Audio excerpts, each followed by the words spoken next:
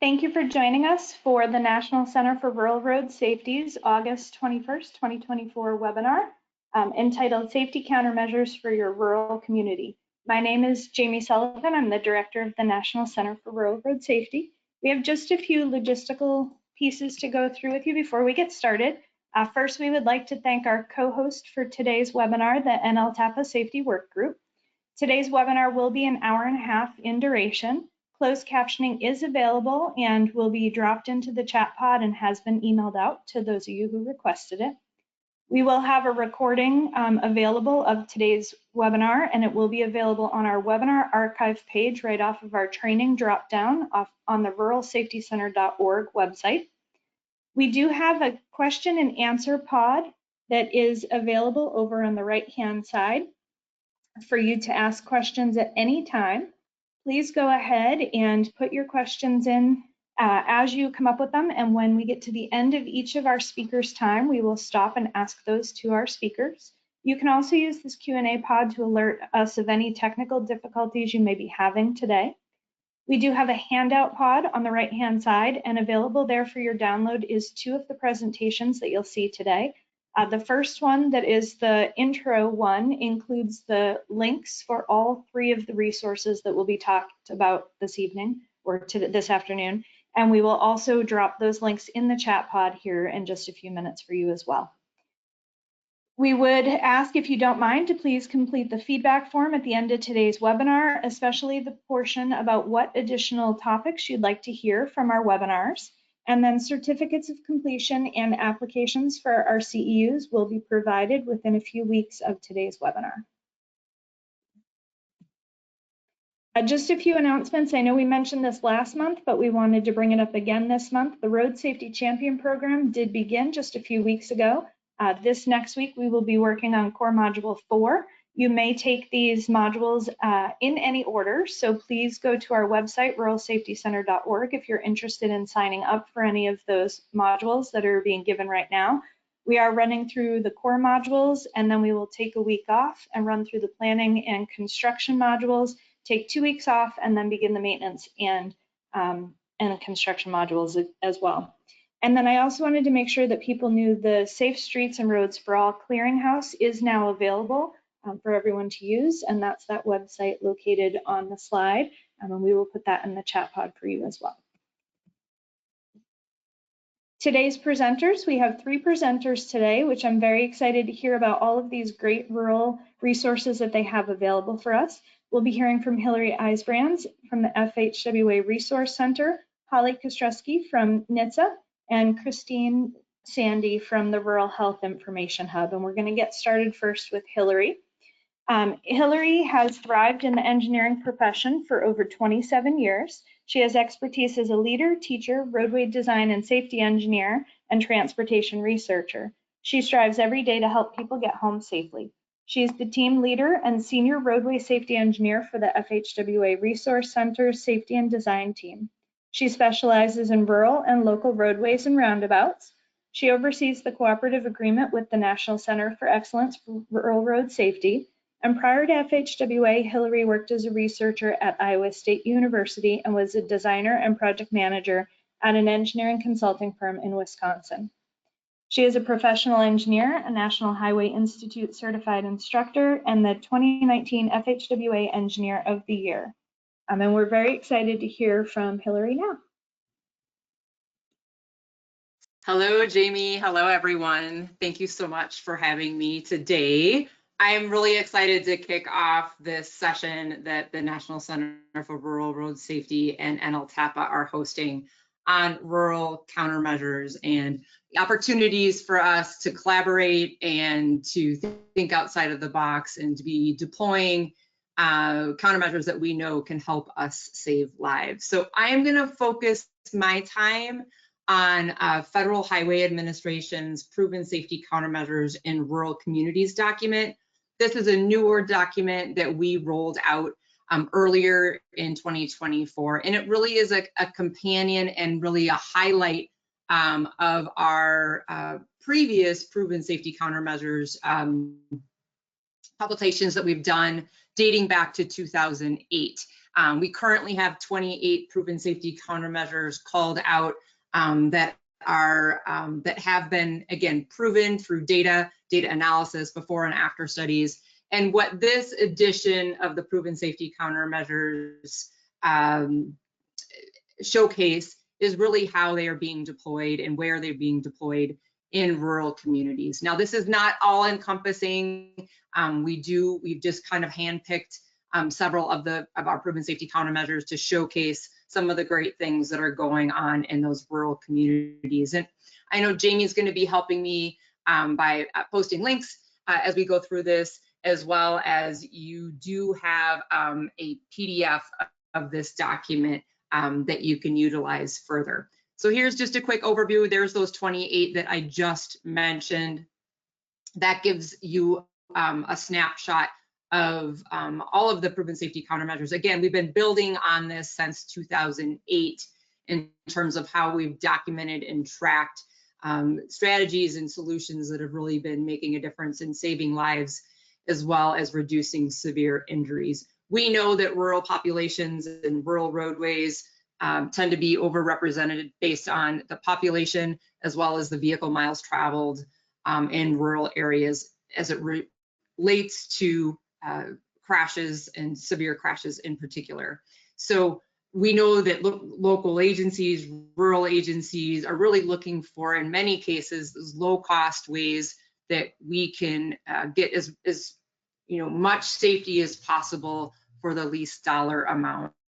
And you'll see that through many of the examples that I'm going to show here in a moment. So this document, again, just walks you through how you would tackle taking a look at the various proven safety countermeasures. There's a lot of references to case studies, and I'm going to share some of those case studies with you, as well as a direct link to the Crash Modification Factor Clearinghouse, which showcases and highlights crash reduction factors and studies and research that has been done around these proven solutions. So let's kick it off by talking a little bit about what we are sharing with roadway departure. So for those that follow this center more regularly, you know that in July, they featured the Rural Road Safety Awareness Week, and the theme this year was looking at roadway departure. So here are two of our roadway departure proven safety countermeasures in wider edge lines and looking at rumble strips and rumble stripes. So you can see there how we talk about some of the advantages with the wider edge lines. We're looking at those 6-inch edge lines. We're seeing more and more local agencies, as well as DOTs, creating that as basically a policy or a standard practice now. So moving away from the traditional 4-inch and 6-inch being every time they're out there striping or restriping, they are now going with that 6-inch. So you can see that we've got a case study from Missouri, as well as a case study from Idaho. I was just with some folks from Iowa a couple weeks ago, talking to some of the counties there, and they also are looking at utilizing 6-inch as their standard practice moving forward. As far as rumble strips and rumble stripes, again, many of you might be familiar. We have centerline rumble strips, rumble stripes, and we've got edge line rumble strips or rumble stripes. The stripes just means is basically you're painting right through the rumble strip.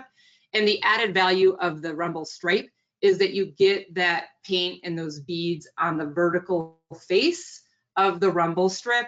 And so sometimes if you're particularly in areas where you might be plowing, where you might have heavy traffic and those pavement markings get beat down pretty regularly, by going with a rumble stripe, sometimes you get additional longevity by having that paint go into the vertical face of that rumble and add a little bit of extra, again, life and value for dark conditions, as well as rainy conditions.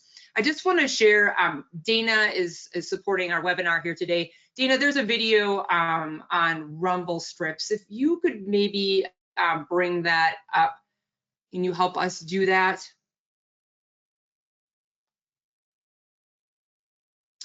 This video is one that Federal Highways has put together, and it just showcases, it's a short video on rumble strips that we have, and it does feature Kevin Elliott.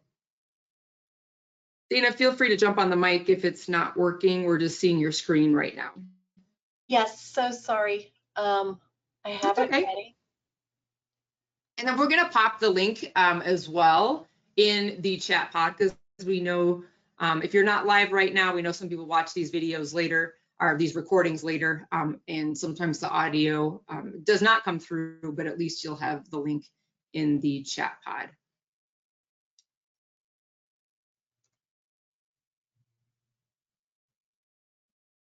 Sorry, and Hillary. we can come back to it too, Dana. You just let me know. It's no problem. Okay, perfect. I may have to just play it directly from the screen, and I can do that.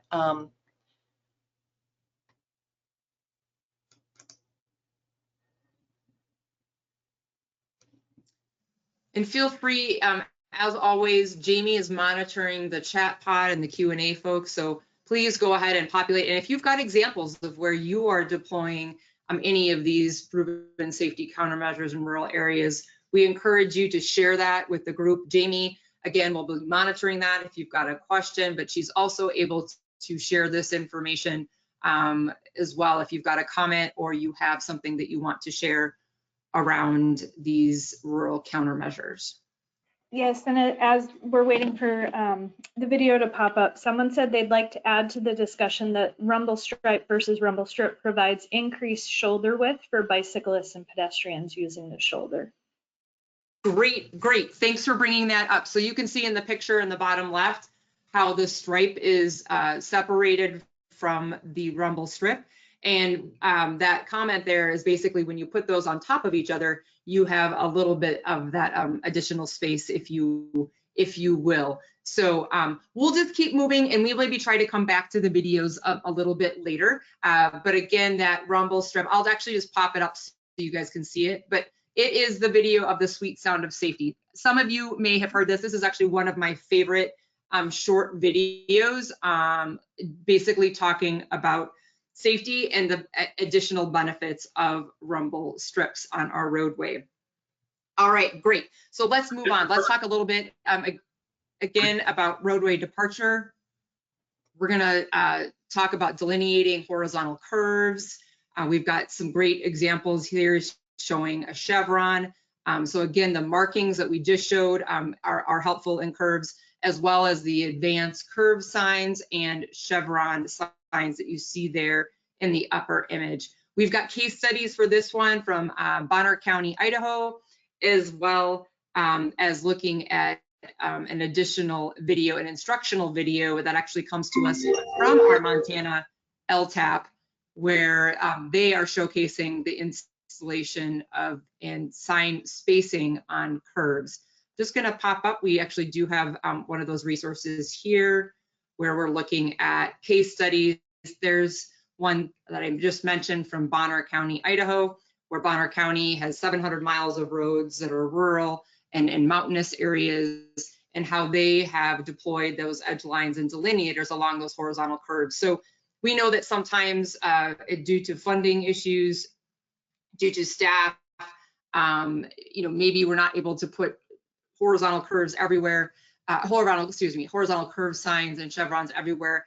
So this is a nice showcase of how delineators, so delineator posts with that reflective delineator can be very, very helpful in a lot of our rural areas where we're trying to stretch our dollars as much as possible. So that's a really nice case study we have there. There's also one stepping back to the rumble strips from Mercer County, New Jersey. We will again, Jamie's gonna help me. We're gonna make sure we have these all popped in the share pod here today. But this is a nice little before and after. Here's some images of those locations in Idaho as well as in New Jersey. So people are out there doing this. Agencies are out there doing it. We're looking for these low costs. We're looking to showcase these as much as possible. And that's really was part of the intent of this Rural Proven Safety Countermeasures document. So looking at intersections, roundabouts, for those who know me, roundabouts and rural roundabouts in particular are one of the areas where we have huge opportunities to reduce fatalities and serious injuries by over 90%. Kansas DOT is showcased here. And Kansas DOT was one of the first DOTs really out there in front of everyone, deploying roundabouts in very rural areas. So bear with me, I'm going to jump out here and I'm going to show you a map. For those that are familiar, you've got Kansas on the left side of the line here, the vertical line, and you've got Missouri on the right. Kansas City, you can see, is up here. But what I'm going to do is I'm going to zoom into this little town called Paola, Kansas.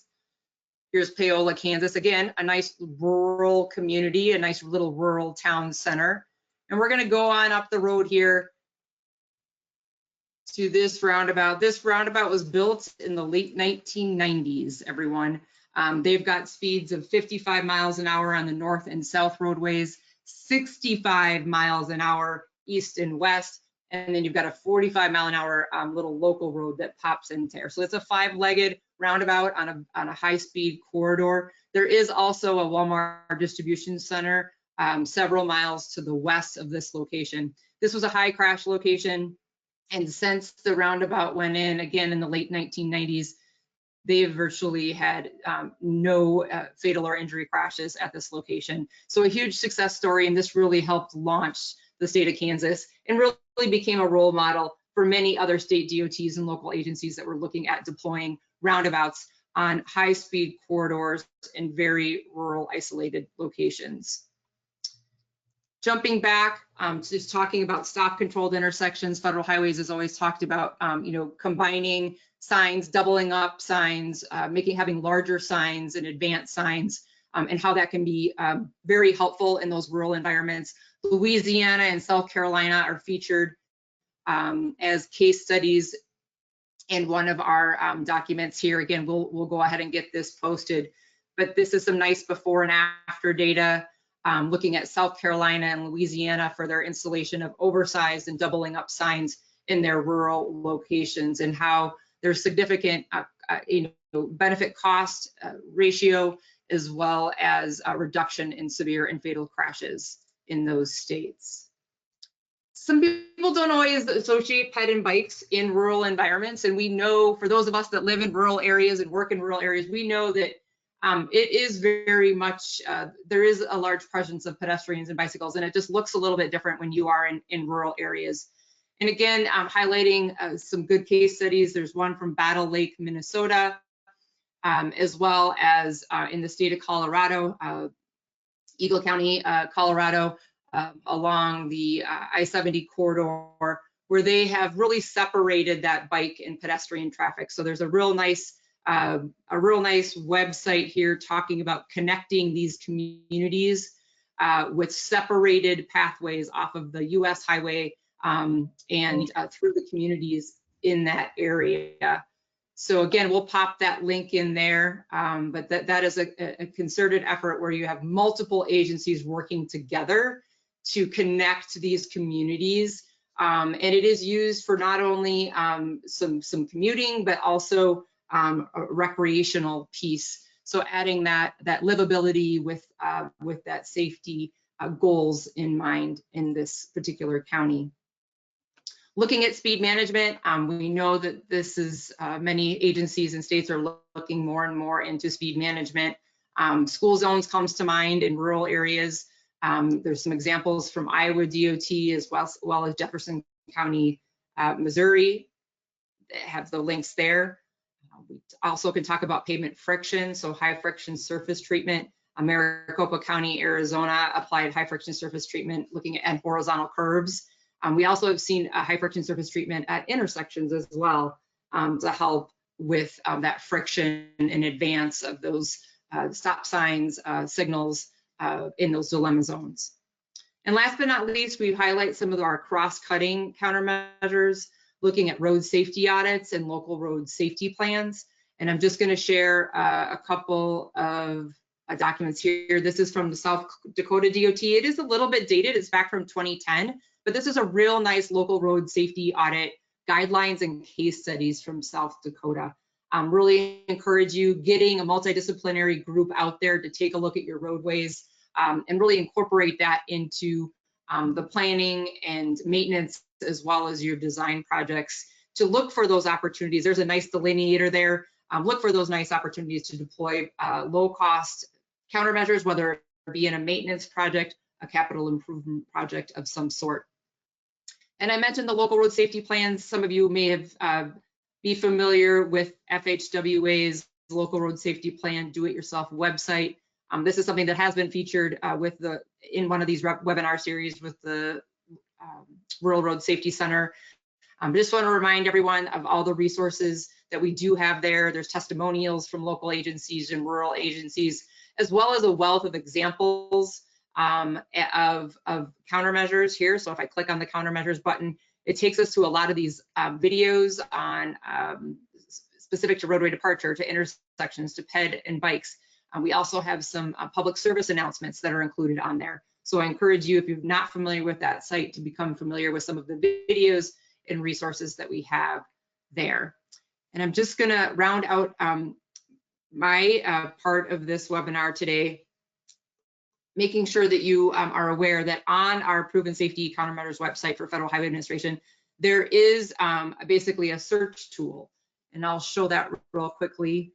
So if you actually go on again to the Proven Safety Countermeasure website for Federal Highway Administration Office of Safety, and you click on this search Proven Safety Countermeasures, you're going to see that you can click on, okay, I want to look at countermeasures that have been featured in rural areas. And oh, okay, I've got a highway of some sort, and I really want to focus on our roadway departure crashes.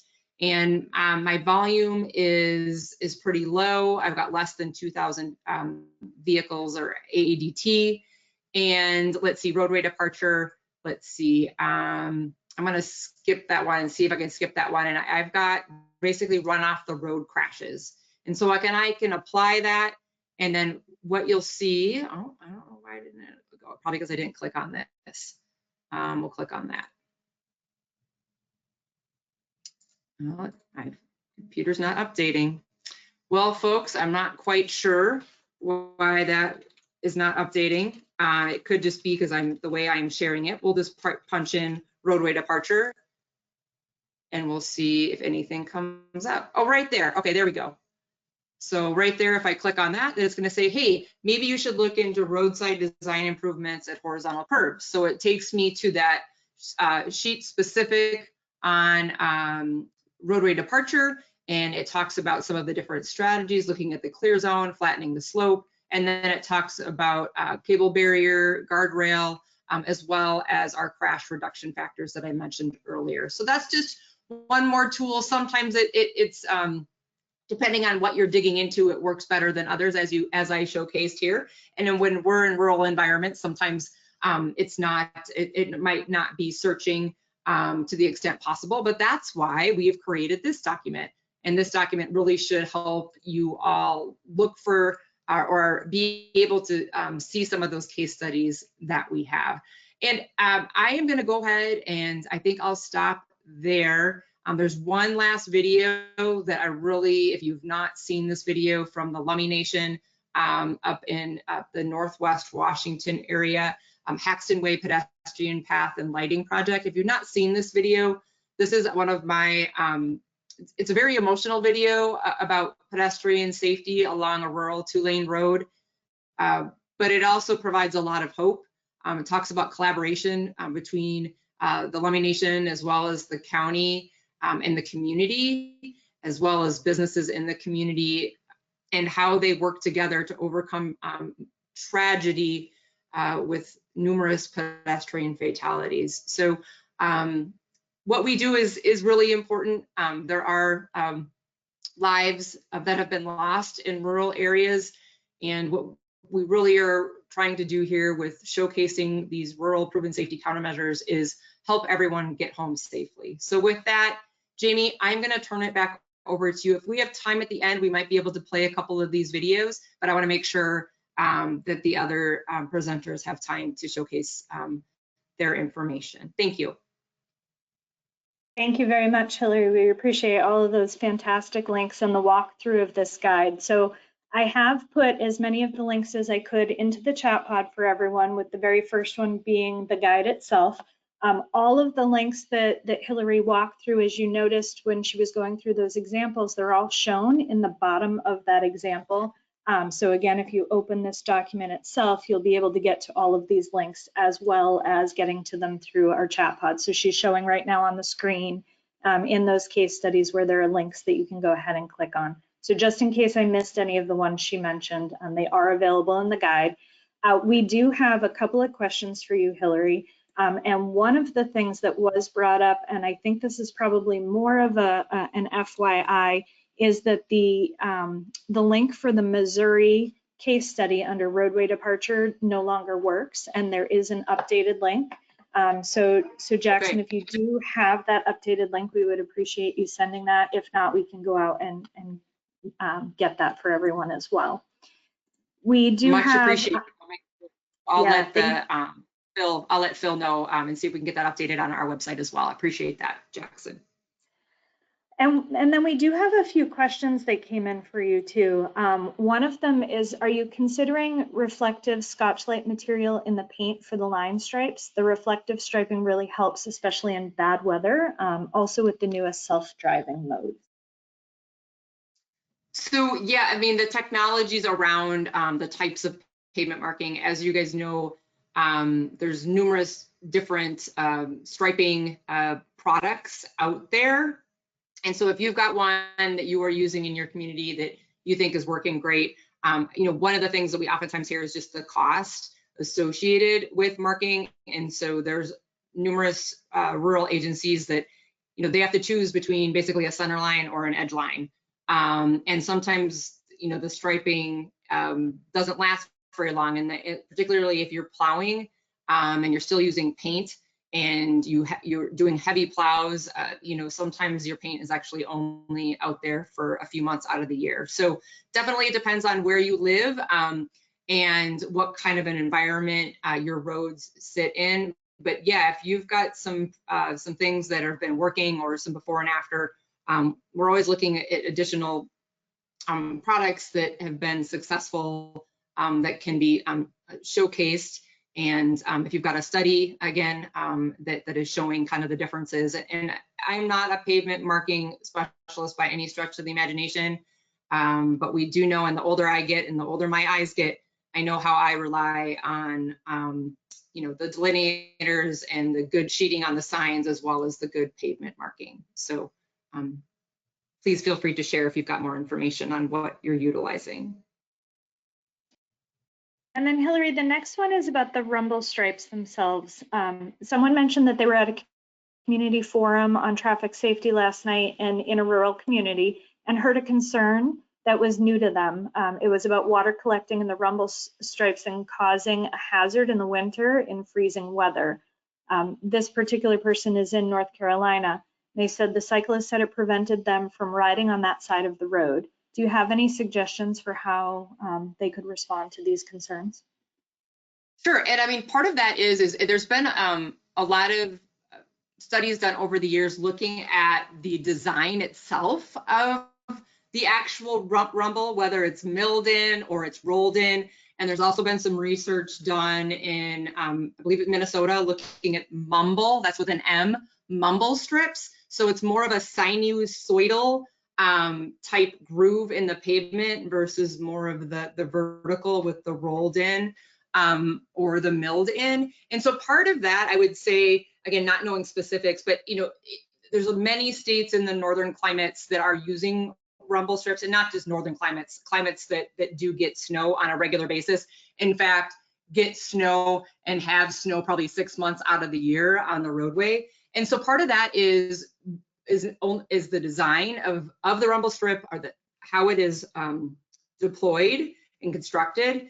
But then it's the constructability, like how it's done in the field and how it's measured in the field. Because we all know, any of you guys that have done construction, I worked in construction all the way through college, and we all know that it's one thing on the set of plans, but if it doesn't get constructed the way we intend it to be, there can be some unintended consequences. And maybe some of that ponding or freezing, freeze thaw that you're talking about, it could be a couple things. It could be the design itself, or it could be how it was actually implemented in the field, or even the wear and tear or maintenance as time goes on. So there's a few things that potentially could be contributing to that. But again, the design itself and some of the research that has been done around rumble strips has been pretty exciting to see, because it's looking at things like bikes, it's looking at, like you said, the ponding, and then also the noise itself and the vibration, because we know that that's part of the beauty or the benefit of the rumble, is to get people's attention in time to maybe prevent a crash from happening itself. So thanks for, if there's something more specific we can help you with, please let us know. And there are a couple more detailed questions on the rumble stripes as well. So I'll ask these, but if we need to take them offline, we can do that as well. The first one is, do you get any complaints from bicyclists about the harshness of them not being able to see the rumble stripes? So specifically, I haven't heard that comment. However, there have been many agencies that are deploying the rumble strips, and rumble stripes are working with their communities and regions around the best types of designs or gaps, in this case for bicyclists. And I think you're getting at like the visibility of them. And that could be one where if you've got, you know, the striping, or have the rumble stripes versus the rumble strips, that they might be more visible potentially. But again, we've definitely seen an evolution of rumble strips over time in the last 20 years in terms of how they can be implemented or constructed in more bike-friendly manner by looking at the gaps, and in your case, you're referring to the visibility of themselves.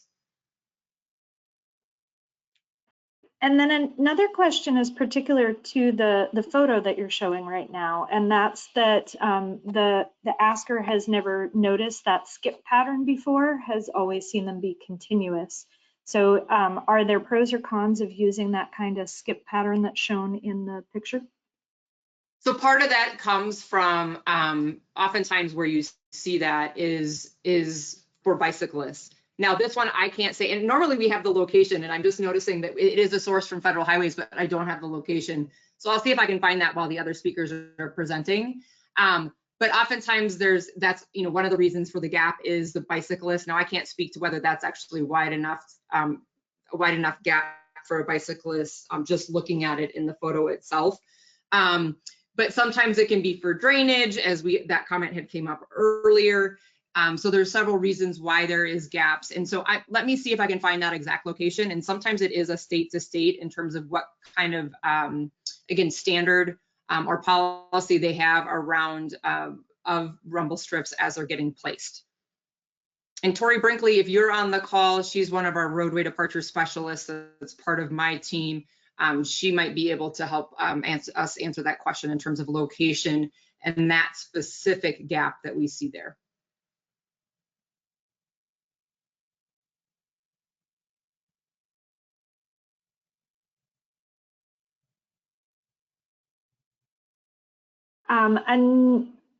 And I guess this question is very similar to that one in that someone is sharing that in their area they have been adding skips in their mumble strips for the cyclists like they did for the rumble strips. And they're wondering if other people find that this is necessary. So if anyone else in the audience also has some feedback, they can go ahead and put that in the Q&A pod, and we can read that out next time when we stop. Thanks, Jamie. One other question for you. Sorry, there's a lot of questions and comments in here. Oh, no, so I'm that's trying fine. to filter through all of them. Another one for you is whether or not Safety Edge is included in any of the alternatives that you listed in this rural countermeasures document.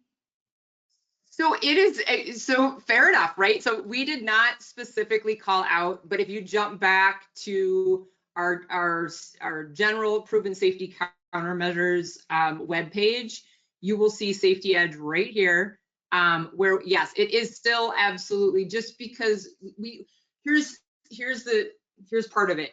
We were producing this, highlighting some of the rural countermeasures, and we were finding that our rural countermeasures document got to be bigger than the original proven safety countermeasures document. So we decided to focus on a few. It's possible that we might do a second edition, if you will. But if you go back to just the proven safety countermeasures webpage with all 28, you will see that additional information around our Safety Edge. We do know that Safety Edge is sometimes, particularly with asphalt, is almost as, it can be almost a zero cost to the agency, because it's basically fitting that shoe on the paver and then grabbing some of that material that used to slough off on the edge and compacting it in such a way that helps vehicles recover and doesn't have that pavement edge drop off, that vertical drop off that we oftentimes see in very rural areas. So yeah, so the Safety Edge is still there. We chose not to highlight it in this particular edition, but it absolutely still is on our proven safety countermeasure list. And I have just dropped in the chat pod as well a document that Tori did find about cyclists and rumble strips. So that went in the chat pod, and there is another document that was put into the Q&A as well on some information that Caltrans has. So in a second, I'll go ahead and put that in the chat pod as well. So I think at this point, that's all the questions that we have right now for Hillary. There is one question in here that will be for all of our panelists, so we'll hold that one until the end. Okay. And then I think we're gonna move along to Holly now. So thank you very much, Hillary, for that discussion of the Rural Countermeasures Guide. Okay, yeah, thanks, Jamie. And again, I'll just encourage everyone, if you've got something to share, please do it throughout our session today. Appreciate it. Looking forward to listening to Holly next. So our next speaker is going to be Holly Kostrowski. Holly is the public health professional specializing in injury prevention and traffic safety. She currently is the highway safety specialist within the impaired driving division with the National Highway Traffic Safety Administration. Her educational background includes a Bachelor of Arts degree from the College of St. Scholastica with double majors in American Indian Studies and Business Communication and double minors in English and Management. She began her career at Fond du Lac Reservation in local tribal public health. She was lucky to be an Indian Health Service Injury Prevention Fellowship, the first Northeast and Northwest Minnesota Towards Zero Deaths Regional Director. She earned a Master in Public Health from Walden University, a Public Health Certificate from the University of North Carolina, Chapel Hill, and she has finished her coursework for her Doctorate of Public Health and is currently writing her dissertation. She also has owned her brain injury motivational speaking and educating business, Hope, Humor, and Inspiration, for over 20 years and has keynote spoke for hundreds of thousands of people. And we're excited to hear from her today about a new resource that NHTSA has. Holly? Thanks, Jamie. Hi, everyone. I see the 374 attendees, which I think is so exciting. I'm grateful that you're all here today. I always start my presentations with rural is fun, because that's what I think is fun. I grew up in frontier rural northwestern Minnesota, and I graduated with a consolidated high school class of 52 people from 2 communities. And I was fortunate to begin my career at the Fond du Lac Vanda Lake Superior Chippewa in injury prevention and traffic safety. And I remember I was a month out from graduating from college. I received this job at Fond du Lac in tribal public health, and I was very excited about my cubicle, my desk, my phone, and then I received this gigantic countermeasures that work from NHTSA. And I thought to myself, oh my gosh, am I supposed to know all of this? When we're all thinking about key issues in rural traffic safety, we know impaired driving, we know occupant protection, we know that there's less coverage with post-crash care, the speeds are higher, there's less law enforcement, and we know that there's countermeasures available to help people and to build community resources. And that's what I've been fortunate enough to do prior to coming to the federal government in 2022. For over 20 years, I helped build tribal and rural traffic safety coalitions, and interdisciplinary partnership is my jam and one of my very favorite things to talk about. And so when I came to NHTSA, our associate administrator said, you know, what do you wish you would have had? What would you like to see? What can we do better? And this was already implemented, the DOT Safety Council for Rural Subcommittees, which is the entire US DOT, and all of the modes meet regularly on all of the rural issues going on. And so we built this plan, and folks that are on this call, like Hillary, like Mike Close, I can't see the list of who else is on here, but we made a plan, and part of the plan was to promote excellence in safety programs by having deliverables of these rural safety peer exchanges. We did one in June in Denver. We just finished our second one in Oklahoma, and we're working on our third one that'll be in Atlanta. And we're hoping that next year we can even have more rural peer exchanges across the country. Our next theme was to have research and advance effective strategies. And that's where this Rural Countermeasures That Work resource became something that I was really excited about, and I thought was a need that we needed to provide for communities. And then also to have the deliverable of the Rural Road Safety Funding Resource Guide, because I sat for over 20 years having present to tribal councils. And when I was with Minnesota Towards Zero Death, I had the most northern 19 counties, which meant 19 county commissioners, 19 sheriffs, 19 public health directors, 19 sheriffs, endless chiefs of police, endless public health professionals in hospitals. And I thought, gosh, if you're brand new to traffic safety, as I helped people develop their local tribal or rural traffic safety coalitions, it's just so much for people to take on. And I know in rural America, there's the best hearts and the best champions for so many different projects, and it's usually the same people that are signing up to help. And so how can we lighten the load a little bit? And that's what I find, my boss's boss actually asked me last week, what is your favorite part about your job? And I said, I love that I had over 20 years in the field, so I can thoughtfully think about our programs of how I can make the light a little bit, I can lessen the load a little bit for those still working out in the field. So that's where this Rural Countermeasures came available. So if you're thinking about the Countermeasures Guide, it's very big if you've ever looked at it. It's very fat. And if you've been a long time in traffic safety, you know pretty much all the countermeasures. But if you're brand new, let's think about those that are brand new to traffic safety and they're overwhelmed and they're trying very hard to work on a project in their local community, their county, a region of their state, for their tribe. How are we going to do this? And so when you look at the Countermeasures Guide online, you could actually build your own book, which is really a nice way to just not have it be so overwhelming or, you know, very expensive to print. You can ask NHTSA to send you a copy, but you can build your own online book that, you know, you can look at these to see what countermeasures actually work in my state, what are legal, because not all of them, you know, we can even do in each state. However, when we decided to build the countermeasures and introductory guide here for rural communities, if you scan that, it'll bring you to our digital copy right now. And when you think about that, I want it to just be for those that are just beginning their career in traffic safety, to arm them with the behavioral side of traffic safety and kind of a launching pad so that they can feel confident going to their county commissioners, going to their city councils, going to their tribal boards, and asking to be able to apply for funding.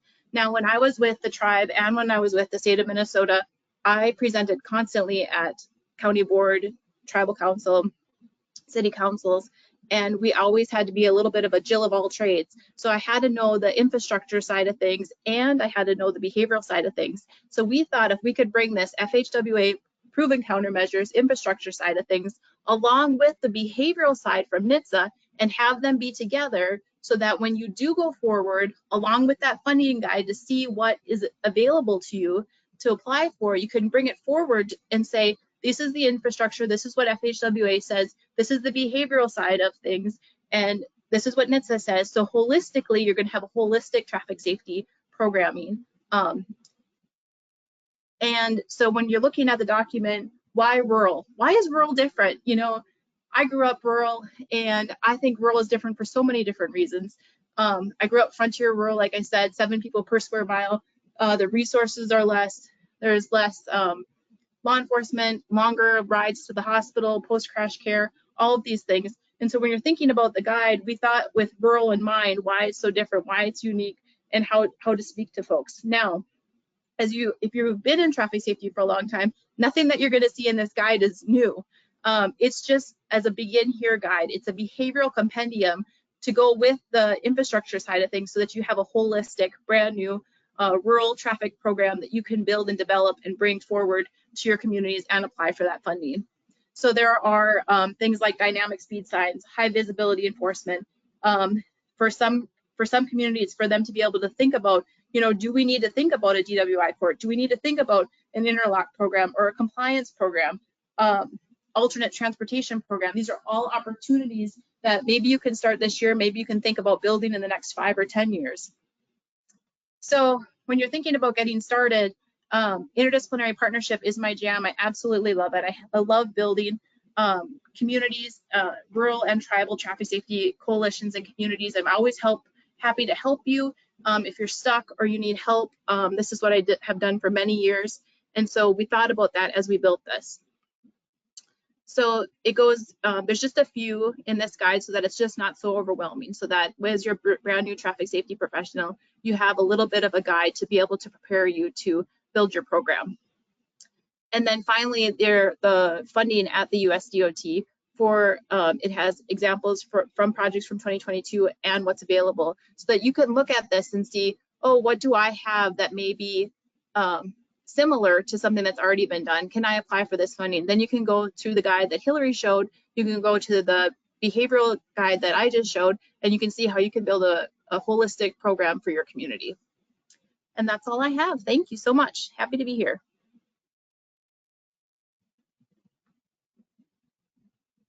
Perfect. Thank you very much, Holly. We have, if anyone has any questions specifically for Holly, please go ahead and put those in the Q&A right now. We do have that one question that I'm going to go back and ask all of our speakers at this time. And that one is, it's a little bit long, so bear with me as I read out this entire thing to everyone. As a planner in a rural region, it is challenging sometimes to communicate that the fact that our small towns and main streets are actually urban. For example, have walkable environments with mixed uses where multiple modes of transport intermingle, because even people living in these small towns consider themselves rural. Even in their daily lives, they're more urban than most people living in large metro areas. Another example of this is on the proven safety countermeasures in rural communities that was shared. One of the bike ped countermeasures, which shows medians and refuge islands. And in that says urban and suburban areas. So as planners, we have a duty to communicate that a little bit better and make sure that we're inclusive of small towns. So maybe saying in urban and suburban areas and small towns. So does anyone have any thoughts on that as panelists when we're talking about rural areas that may have some of these main streets that seem a little bit more urban? Jamie, I can jump in there first. Yeah, absolutely. I mean, as you were reading that, I was thinking of my own little town that I live in. It is a rural town center, and we do consider ourselves a very rural town. I've lived in rural America for most of my life. Not frontier rural like Holly, but it is important to understand. And lots of times we have like a state highway or a county roadway that becomes our main street in these small communities. And so you do have people walking along the road. You do have people crossing the road. You can see in the image, or in one of the images that I showed with the crosswalk, we routinely see the rectangular rapid flashing beacon signs at crossings for schools and for bus stops in rural areas. So we always need to take context into consideration, absolutely. And some people do see like a rectangular rapid flashing beacon or a pedestrian hybrid beacon or a refuge island as urban, but they very much are part of a community and the movement of people in that community. So if you think of it as a strategy or a solution to move people in your community, and it can reduce, incidences of crashes as well as provide visibility, then it doesn't have to be a strategy that is pegged to urban or pegged to rural. Because if you actually go through the entire list, almost absolutely everything on the federal highways, 28 proven safety countermeasures, you can find a way that they are very relevant and effective in rural environments. And so I think you're right, the messaging becomes really important in terms of how we talk about some of these strategies that might be considered more urban, but they absolutely have a place and can be very effective in a rural town center, to get people, again, to get people across the road safely, to get people where they need to be, whether it's a place of business, to the bus stop. One thing that we haven't talked about yet is that rural transit. Some communities rely heavily on their rural transit, and sometimes it's a bus stop on the side of a 55-mile-an-hour facility, where then you're asking someone to get off that bus and cross the road to go to their workplace or to go to their home or go to their school. And so not only do we have to think about the solutions, all the solutions as how they can be applied appropriately in rural context, but then we have to make sure that they're not just plopped down without thinking about the connectivity pieces that are so important, whether that might be lighting or a bus shelter or a high visibility crosswalk or something to that effect. So I appreciate the comment. I appreciate the narrative, because I was envisioning, again, many communities that I am familiar with. But I think we should, we can kind of try to stray away from a strategy only being for urban or only being for rural, and really how can we utilize something like this in our context and be successful. I hope maybe some of that perspective builds upon what you've shared.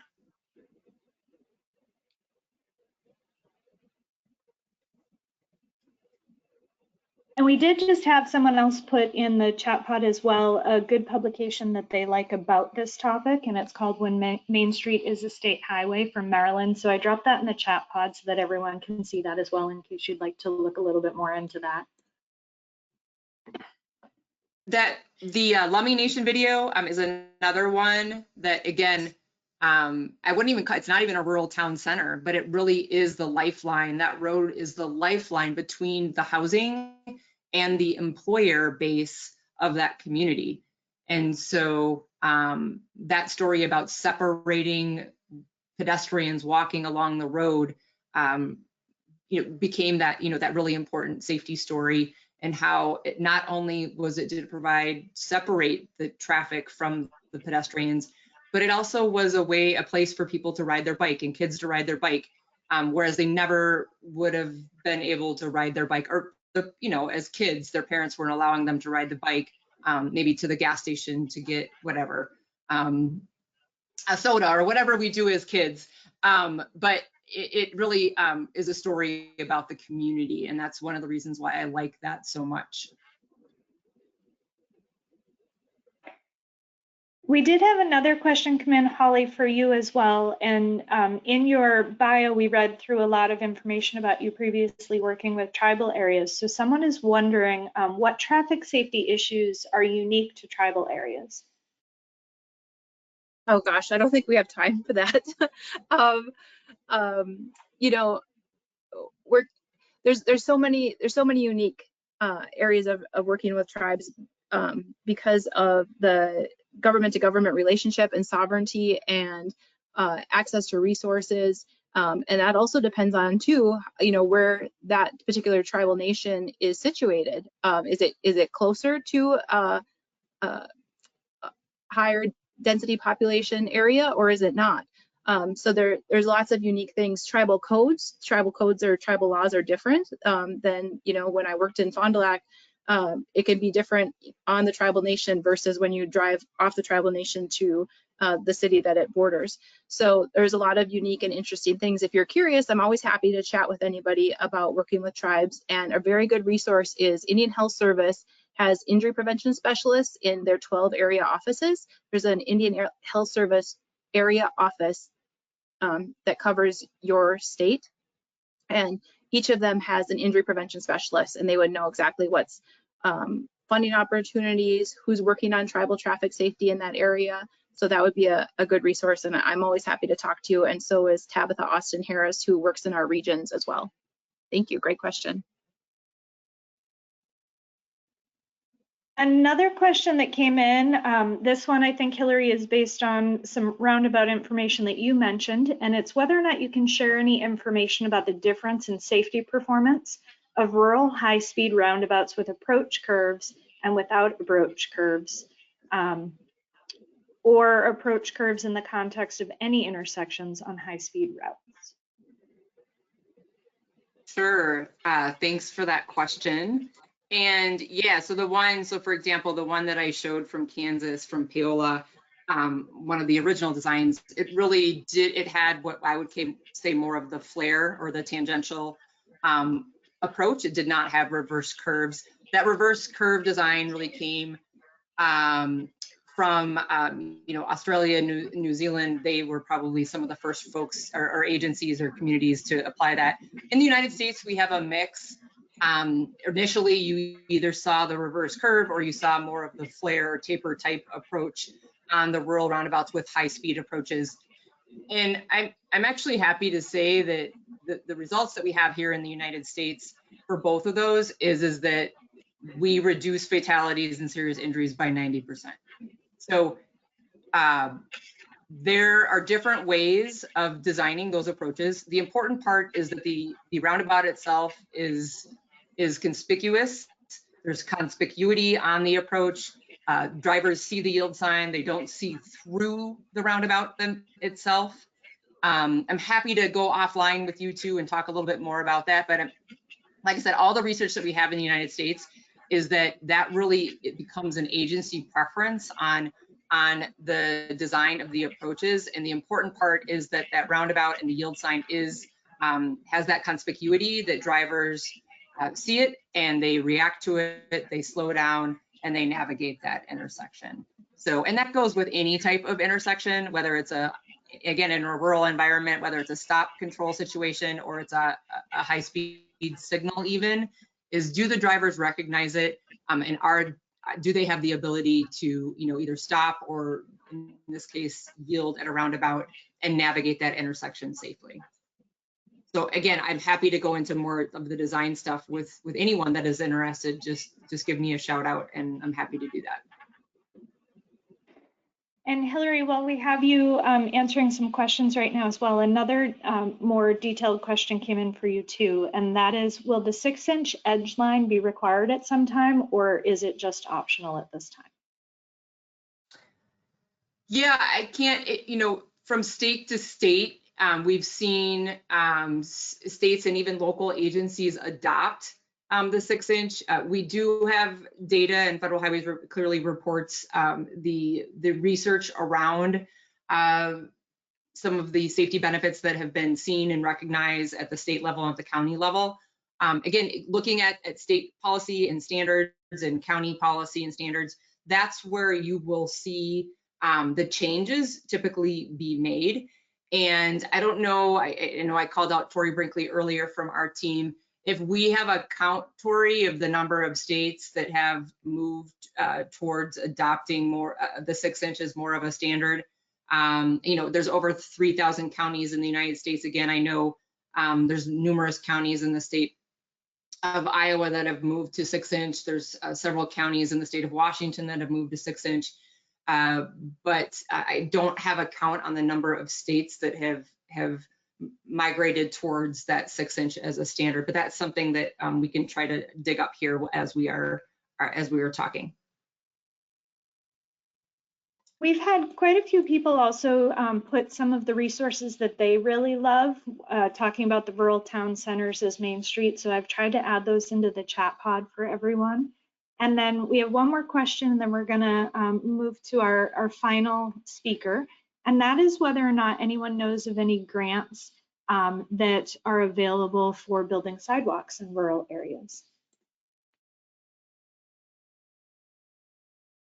So there is a link I'm going to share with you, Jamie, that actually through our office through Federal Highways Office of Planning and Environment, there's a great document that they put together of all the federal funding sources that that deal with pedestrian and bicycle safety, as well as some of the accessibility pieces. And I will share that with you because there are numerous federal grants that are available for sidewalks. In fact, Holly mentioned some of these rural peer exchanges that we're piloting with the U.S. Department of Transportation. The Roots office, which is the Rural Opportunity and Economic, I'm going to screw up their name. the routes. It's ROUTES through our U.S. Department of Transportation. And they, through that, we actually had a great exchange with the Federal Transit Administration, or FTA. And they talked about how if it's tied to transit, that sidewalks can be eligible for federal funding if you are making, if there's a new stop or there's an improvement, because that's that connectivity piece. So I'm going to drop in a couple of links to that again might allow something like a sidewalk to be eligible. Now, whether it's a standalone sidewalk or if it is connected somehow to another project like Safe Routes to School, we know sometimes making those connection or that connectivity, there's been several communities that have been successful, but oftentimes it's a broader, like how that sidewalk fits into the broader network of moving people safely. But I'll share that, and then Jamie will post that, and if there's any questions after that, please let us know. Perfect. Thank you, Holly and Hillary, for answering all of those questions. And again, if everybody has more questions, please drop them in the Q&A. And after Christine presents, we can answer a few more of those. So our very next presenter is going to be Christine Sandy. She directs the Rural Health Information Hub, the nation's information center on rural health, which is funded by the Federal Office of Rural Health Policy.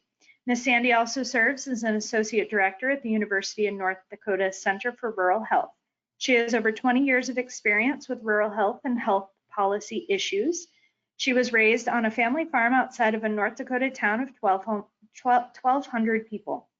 She has a bachelor's degree in economics and a master of business administration degree from the University of North Dakota. And I'm excited that she's going to walk us through a new toolkit that RHI Hub has now released. So Christine. All right. Are you seeing my screen? We are, yes. Okay. Thank you so much for inviting me today. I'm excited to share some information about our new Rural Unintentional Injury Prevention Toolkit. But for those of you who aren't familiar with the Rural Health Information Hub, we are that nation's information center on rural health.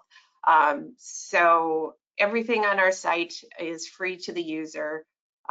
So lots of information, data visualizations. We share resources from organizations and agencies all across the country, as well as funding opportunities. So it's a great place to learn about rural health issues, as well as things that might seem kind of tangential to rural health, but that really affect the health and well-being of rural populations. So for instance, we do have quite a bit on the site related to rural traffic safety, because we know the built environment and safety behaviors really affect people's ability to thrive in rural communities. So I would just encourage you, if you're not familiar with the site, to just take a little time to go through it and see what's there that might be useful to you in your work. I'm going to talk about that toolkit. So to navigate to it, you go from Tools for Success, Evidence-Based Toolkits, and you'll find the landing page for our toolkits. So together with our partner, the Nork-Walsh Center for Rural Health Analysis, RHI Hub has produced over 25 evidence-based toolkits, and they're all available on the website. And we do update these toolkits regularly and release new toolkits annually. So a key focus of our work has been to establish a rural evidence base for community health initiatives.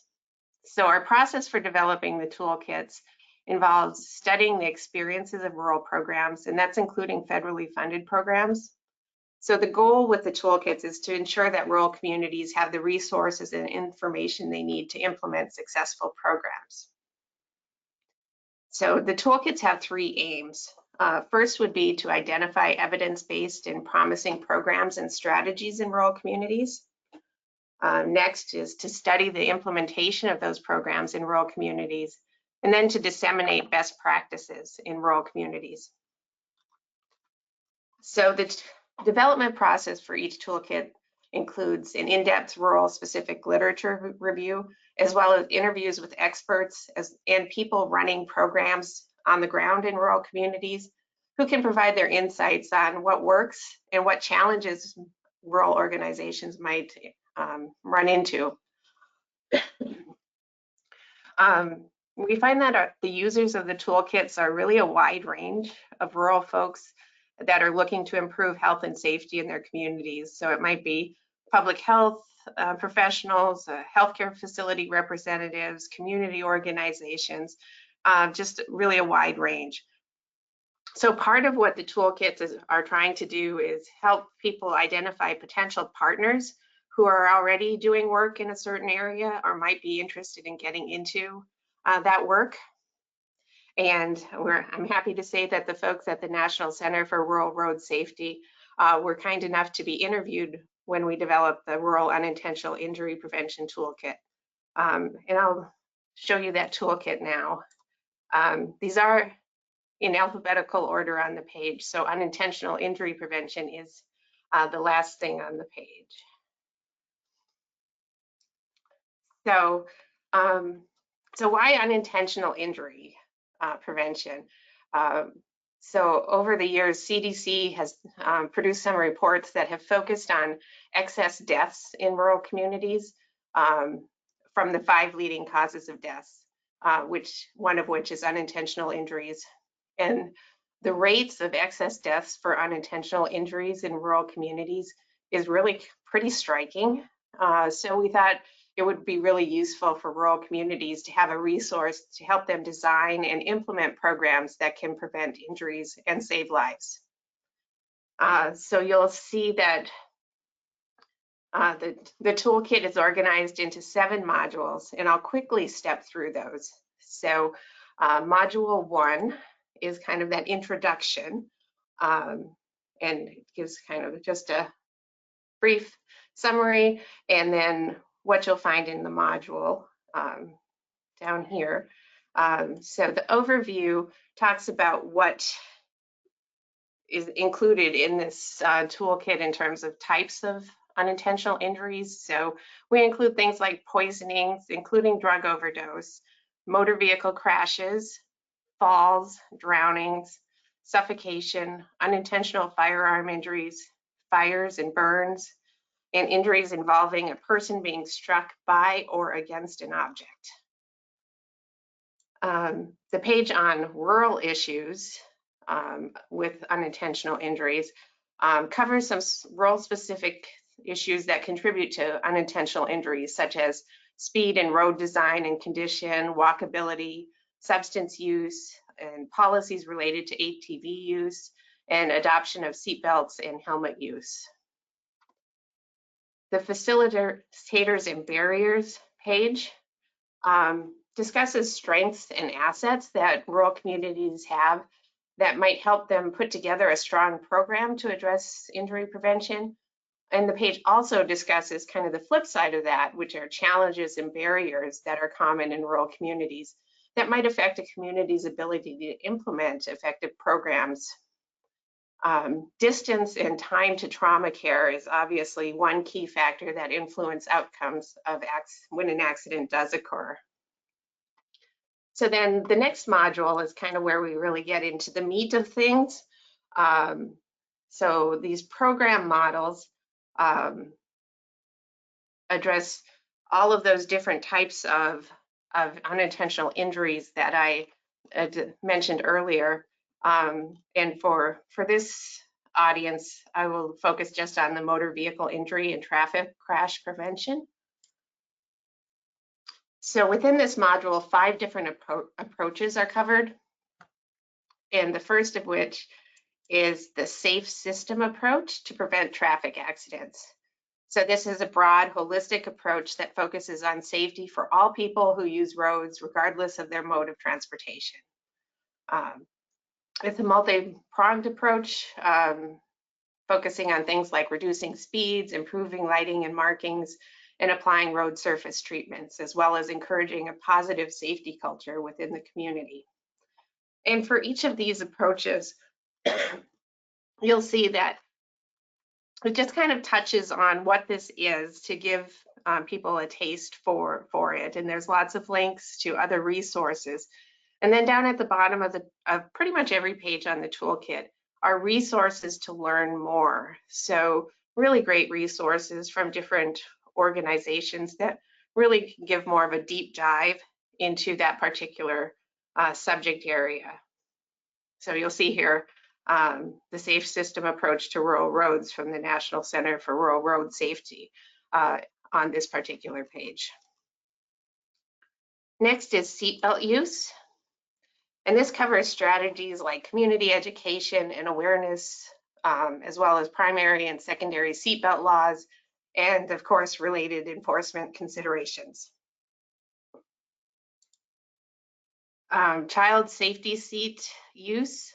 This page includes information on child seat laws, programs that distribute car seats and provide education and installation assistance, as well as training healthcare providers who then in turn can provide education to parents during well-child visits. The page on impaired and distracted driving covers impaired driving related to substance use, such as drunk driving, and issues related to it. So media campaigns and community education around drunk driving, sobriety checkpoints to discourage impaired driving, also deterring repeat offenses by using things like ignition interlocks. Also on this page, you'll find some information related to distracted driving, primarily cell phone use, as well as drowsy driving. And then the last section in this part is traffic safety measures. So this page features ways to improve safety on the roads for a variety of rural people.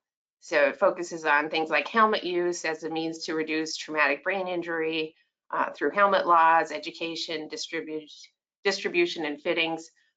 Bike rodeos are one approach that are featured on the page, where they can, check the fit of the bikes and the helmets, check the safety of the bikes, teach safe riding skills and roles.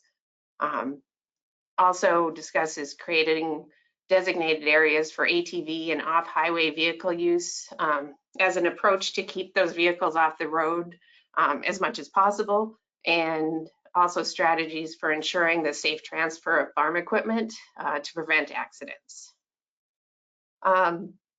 Module 3 is our program clearinghouse, and that features rural programs that our toolkit team interviewed to inform the toolkit. So the module includes a short synopsis of each program, and 3 of the programs involve some sort of traffic safety work. The first being the Benton Franklin Health District, and this is in Washington State, and they have a Safe Kids Coalition that addresses a wide range of unintentional injuries, including things like bike helmet use and child passenger seat initiatives. They provide free bike helmets and offer fittings, and have a child seat technician who can help install and inspect safety seats. The Chautauqua Safety Village is kind of an interesting program in New York State. They're a nonprofit organization, and they provide classroom education about a wide variety of safety topics, things like bike and traffic safety. And then they encourage their participants to use their 5-acre safety village to practice the new skills and knowledge that they've acquired. For instance, they have model streets and crosswalks to practice things like pedestrian safety. And then the last one I'll discuss is the South Central Foundation Rural Anchorage Area Health Network in Alaska. So this is a nonprofit tribal health services organization, and they've implemented a project that is focusing on ATV safety. It's implemented a system within its electronic health record to track ATV crashes, and has also trained responders and healthcare providers to better recognize concussions and other forms of traumatic brain injury. So when our team talked to them, they were planning to also conduct ATV safety training and events within the community. Module 4 talks about implementation strategies.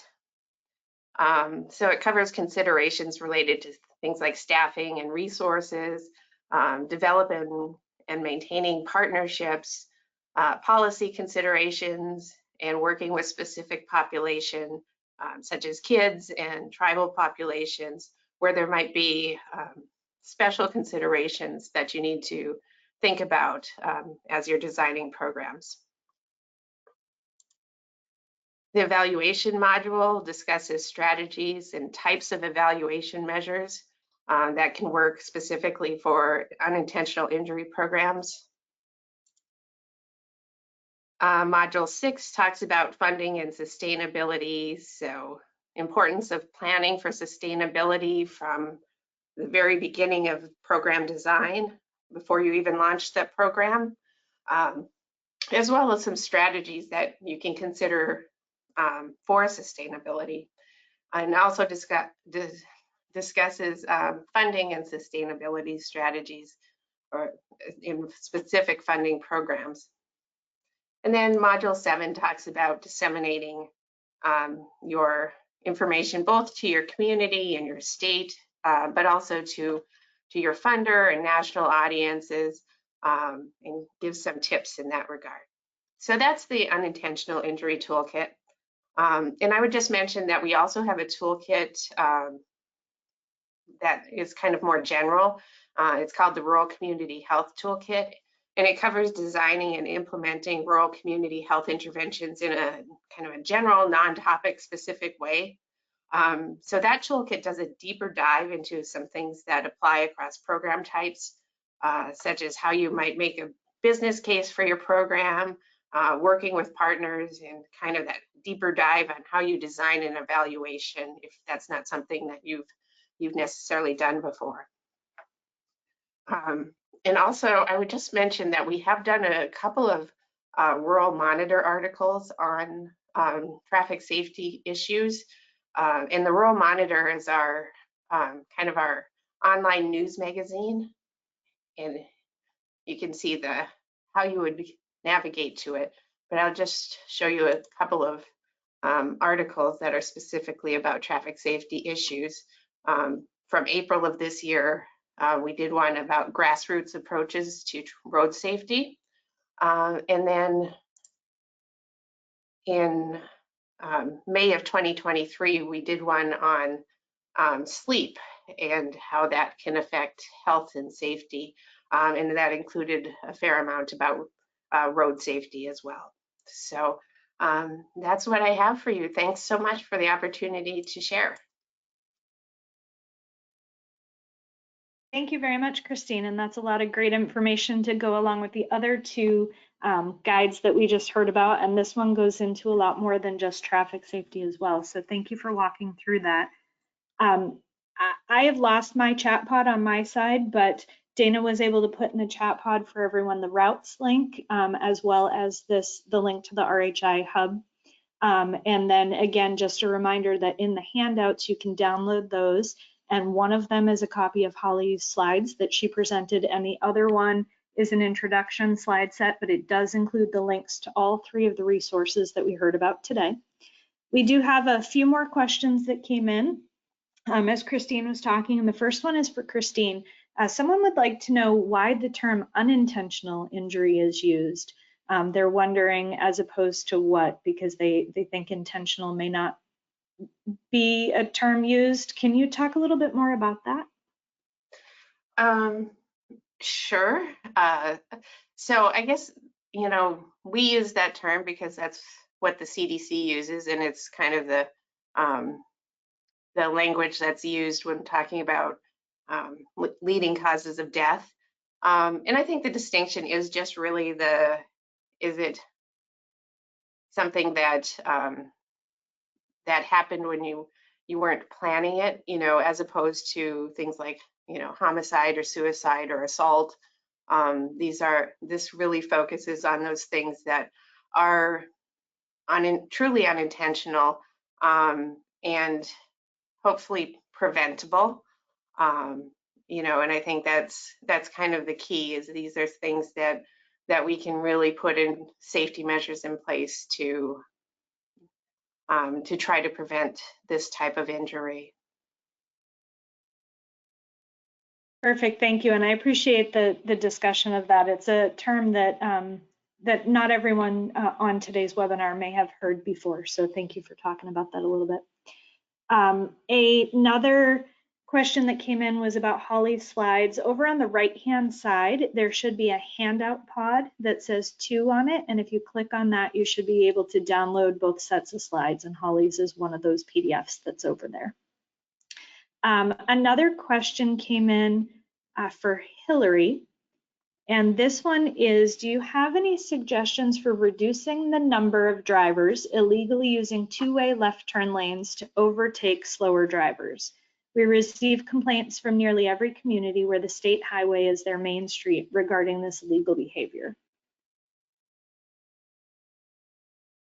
All right, so two-way left-hand turn lanes. And so I'm trying to, and I don't know if I usually sometimes answer a question with asking another question on some of these, particularly because my brain just goes visual. If it's like a 3-lane facility or a 5-lane facility in terms of passing, and sometimes the answer or the conversation might be different depending on what the entire cross section of the facility is. But in general, people passing in a 2-way left-hand turn lane. And so part of it is that, drivers, how are drivers viewing that corridor, that section of roadway or highway? And if they view it as, well, as I came into the community or the town, I was going 55 miles an hour and the roadway is not telling me that I need to slow down or be cautious. And I see an opportunity to pass because there's more pavement and nothing's going to stop me because there's not, like again, a raised median, then that's one of the challenges that we have, is how is that roadway speaking to us, so to speak, as a driver?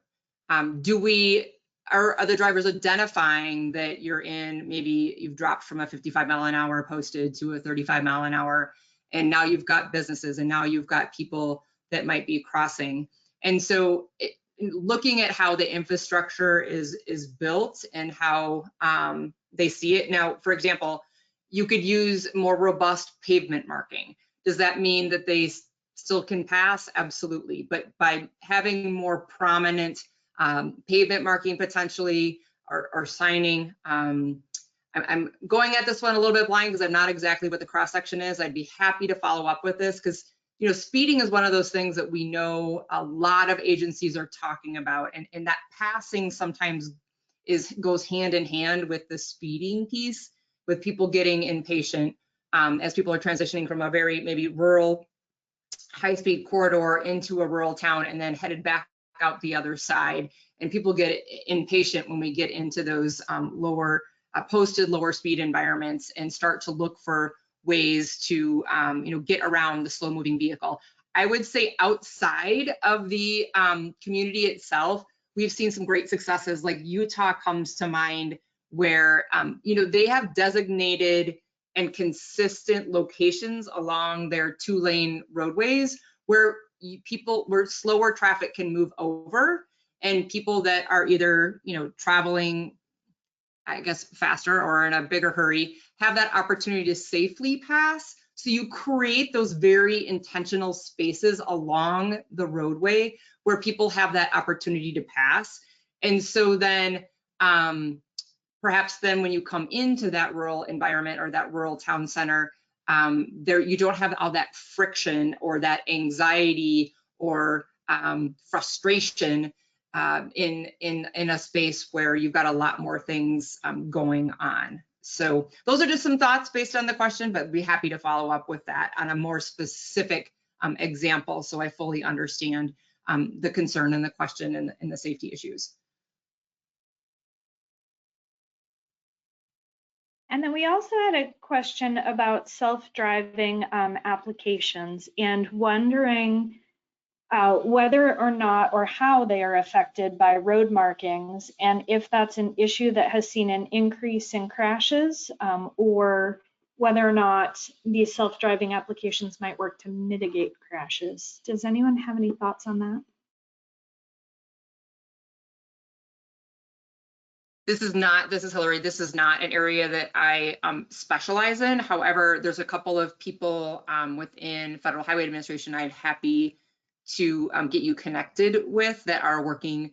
Our Federal Highways ITS JPO office is working in this area but I'm happy to share their contact information if that is helpful to you.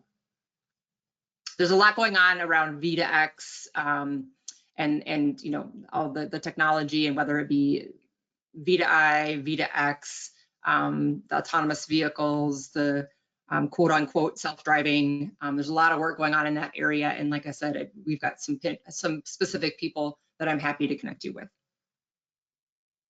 Not all of them need the pavement marking, actually, believe it or not, from what I understand. So if our asker of that question could just let us know in the Q&A pod if you would like additional information and your email address, and I can get you in touch with Hillary and her colleagues. So one last question, and then we're going to wrap up because we've hit our time. This one is whether or how to go about collecting data to help figure out the unintentional injury challenges. Christine, might you have an answer for that one?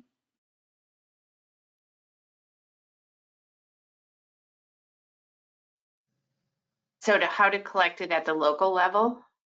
Yeah, how to collect data, if there's a process or steps for getting that data to know what the unintentional injuries are in your area. Yeah, I guess I'm not sure offhand. We could do a little research on that to look into what options might be at the local level and get back to folks. Okay, perfect. I do want to thank everyone for joining us today. Thank you to Hillary, Holly, and Christine for sharing their new rural guides. One final question that I did want to answer, someone asked about funding to be able to implement some of these things that were brought about in the guides. And so that routes link that was dropped in the chat pod at the end is a great place to go for that. There is a way on that website where you can look up all of the different grants that exist, and you can even search that by particular topics that you may be looking for, or specific things that you'd like to implement to be able to find what funding might exist. If you need additional information on any of the things we talked about today, please reach out to us at info@ruralsafetycenter.org, and we can put you in touch with one of today's presenters and get you more information. So thank you for everyone for joining us today. Thank you one last time to Hillary, Holly, and Christine for talking about their new rural guides and toolkits. We truly appreciate you sharing your expertise with us today. thank you, Jamie. Thank you, Thanks, everyone. Jamie. Have a safe day. Bye-bye. Right.